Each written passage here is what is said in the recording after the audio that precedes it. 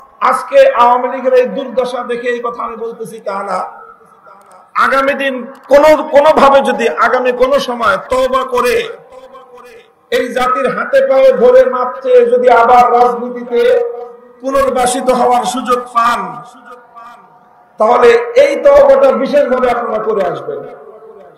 সেটা হলো, আপনারা ইসলামকে এতিমখানায় দেখতে আপত্তি করেন না, ইসলামকে কবরস্থানে দেখতে আপত্তি করেন না, ইসলামকে মসজিদে দেখতে আপনাদের আপত্তি নাই, ইসলামকে মাদ্রাসায় দেখতে আপনাদের আপত্তি নাই, কিন্তু ইসলামের কথা নিয়ে রাজপথে নামলেই আপনাদের শরীরে অ্যালার্জির চুলকানির উপদ্রব শুরু হয়। আরটি মিডিয়া সেন্টার, দেশ ও ইসলামের কথা বলে।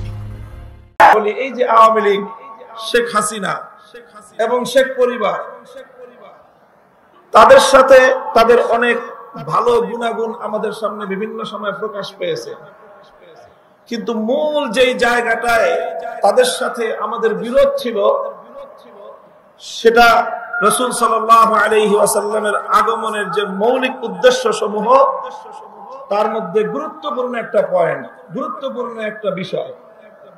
আল্লাহ বলতেছেন, আমি আমার নবীকে দুনিয়াতে প্রেরণ করেছি, বাসাফিল হুয়াল্লাযী আরসালা রাসূলাহু বিল হুদা ওয়া দীনিল হক,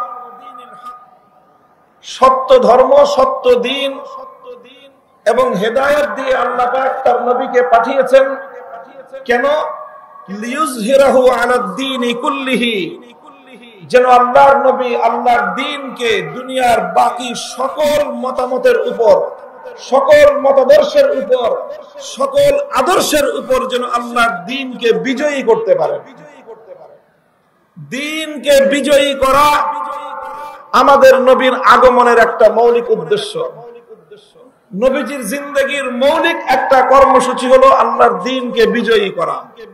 তখন সেই সময় কিছু মানুষ এই শেখ হাসিনার প্রশংসা করে যে উনি তো তাহাজ্জুদের নামাজ পড়েন, কেউ প্রশংসা করে উনি তো মাথায় পট্টি লাগান, কেউ প্রশংসা করে উনি তো হিজাব পরেন, উনি তাসবিহ পড়েন, উনি সকাল বেলায় ঘুম থেকে উঠে যায় নামাজ তালাশ করেন, কোরআন শরীফ পড়ে দিনের কার্যক্রম শুরু করেন।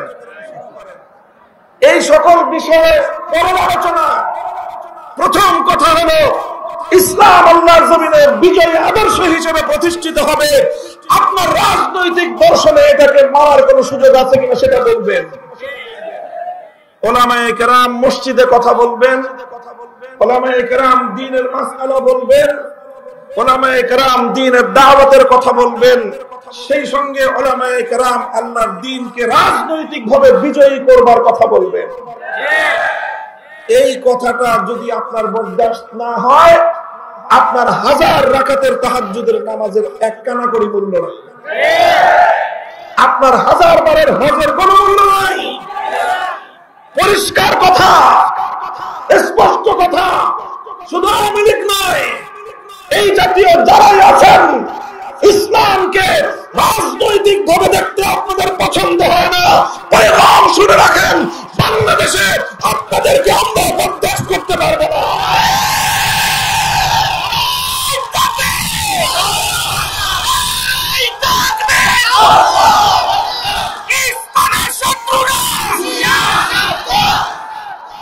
আমরা আমাদের মধ্যে কর্মবন্টন আছে, আলেম ওলামাদের মধ্যে। কেউ তালিমের কাজ করবে, শিক্ষকতার কাজ, ইলম শিখাবে, কেউ দাওয়াত এবং তাবলীগের কাজ করবে, কেউ তাজকিয়া এবং ইসলাহের কাজ করবে, আর কারো জিন্দেগির মূল কাজ হবে ইসলামকে রাজনৈতিকভাবে বিজয়ী করা। কাজেই কেউ যদি ইসলামী শিক্ষার বিরোধিতা করে সে যেরকম মুরতাদ, কেউ যদি ইসলামী দাওয়াতের বিরোধিতা করে সে যেমন মুরতাদ, কেউ যদি ইসলাম এবং তাজকিয়ার বিরোধিতা করে সে যেরকম মুরতাদ, কেউ যদি ইসলামী রাজনীতির বিরোধিতা করে সেও মুরতাদ।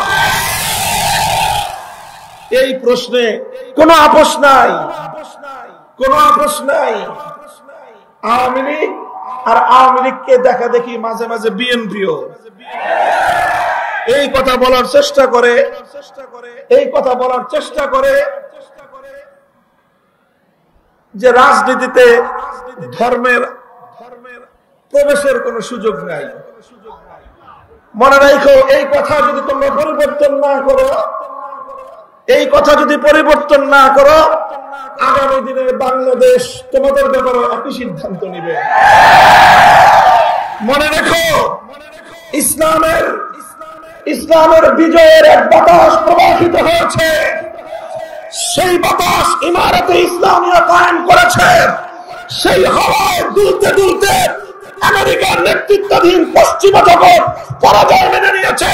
সেই বাতাসে দুলতে দুলতে হামাসের কাছে ইসরায়েল নতি স্বীকার করতে বাধ্য হবে। সেই হাওয়া বাংলার মাটিতে লেগেছে। ইনশাআল্লাহ ইসলাম বাংলাদেশের ক্ষমতা দখল করবে।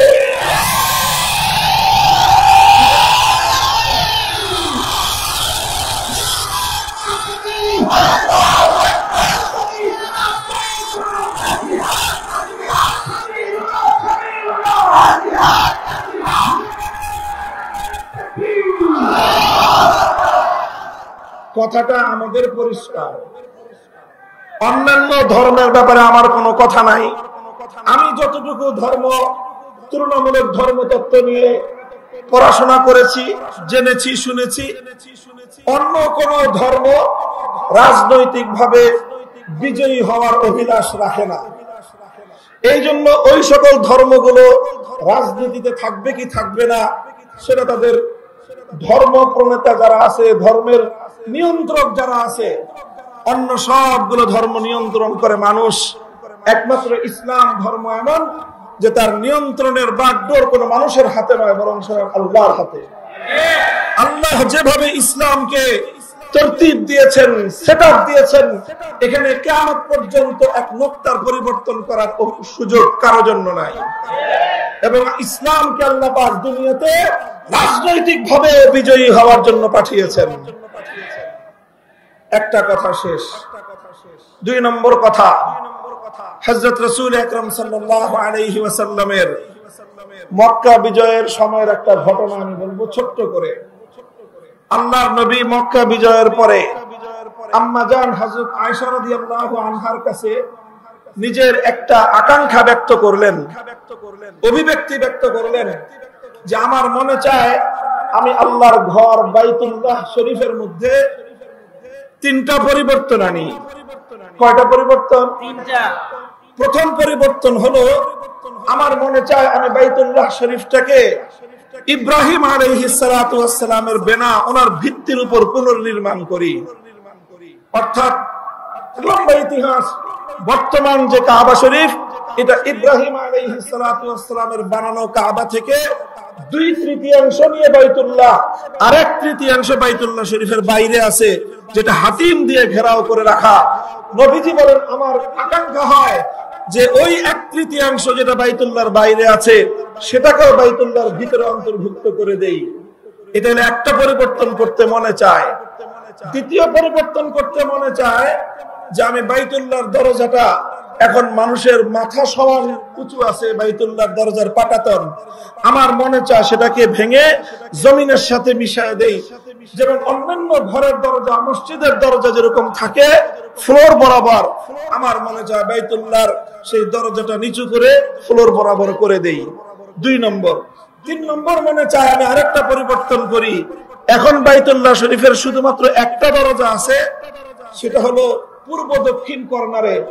আমার মনে চায় ঠিক এই পূর্ব দরজা বরাবর পশ্চিম দিক দিয়ে আরেকটা দরজা বানিয়ে দেই, যাতে মানুষ এক দরজা দিয়ে বাইতুল্লাহ শরীফে ঢুকে আরেক দরজা দিয়ে বের হয়ে যেতে পারে। সেক্ষেত্রে অধিক পরিমাণ মানুষ আল্লাহর ঘর বাইতুল্লাহ শরীফের মধ্যে, কাবা শরীফের ভিতরে ঢুকবার সুযোগ পাবে। কয়টা পরিবর্তন? আকাঙ্ক্ষা ব্যক্ত করলেন কে? স্বয়ং আল্লাহর রাসূল সাল্লাল্লাহু আলাইহি ওয়াসাল্লাম। এটা বুখারী শরীফ সহ সমস্ত হাদিসের কিতাবের মধ্যে এই কথা বর্ণিত আছে। এই কথা আল্লাহর নবীজি বলছেন কখন? মক্কায় পরাজিত অবস্থায় না বিজয়ী অবস্থায়? যখন মক্কা মদিনার পরিপূর্ণ নিয়ন্ত্রণ ক্ষমতা আল্লাহর নবীর হাতে। স্বাভাবিকভাবে এই প্রশ্ন জাগতো যে হুজুর এখন আপনি যা চাইবেন সেটাই তো হবে, তা আপনি মক্কা বাইতুল্লাহকে পুনর্নির্মাণ করেন, বড় করে দেন, দরজা নামায় দেন, আরেকটা দরজা বানায় দেন। আপনি যা বলবেন সেটাই তো ফরমান, সেটাই রাষ্ট্রীয় হুকুম, সেটাই শরীয়তের হুকুম। আপনার কথার সাথে তো বিরোধ করবার কারো শক্তি এখন আর নাই। আল্লাহর নবী বললেন যে এটা যদি আমি এখন করি, তাহলে কিছু সাধারণ মানুষের মধ্যে যাদের বুঝ কম, যাদের জ্ঞান কম, যাদের ইলম কম, যারা নতুন নতুন মুসলমান হয়েছে, ইসলামের প্রতি এখনো তাদের পরিপূর্ণ আস্থা বিশ্বাস তৈরি হয়নি, তারা বিভ্রান্তিতে পড়বে। এই জন্য এই কাজগুলো আমি করতেছি না। ইমাম বুখারী রাহমাতুল্লাহি আলাইহি এই হাদিসকে সামনে রেখে একটা অধ্যায় স্থাপন করেছে, বাবু মান তারাকা বা'দাল ইখতিয়ার মাখাফাতা আন ইয়াকসুরা ফাহমু বা'দিস সামি' ফায়াকাউ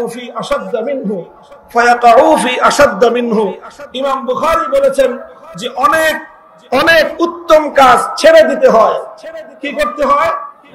কিছু কিছু উত্তম কাজ ছেড়ে দিতে হয়। কেন?